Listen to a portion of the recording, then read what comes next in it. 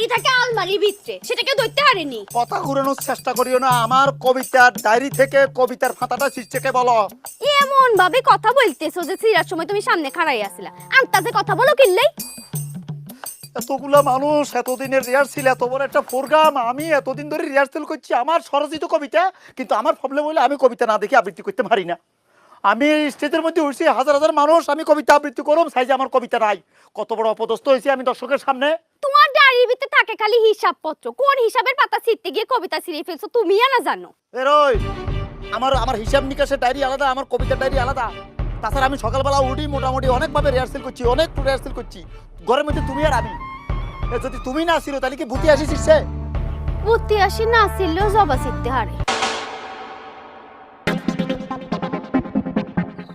কি বলতেছো? কবিতা এটা যে তুমি জবারে লই লিখছো এটাই ভালো করে জানি।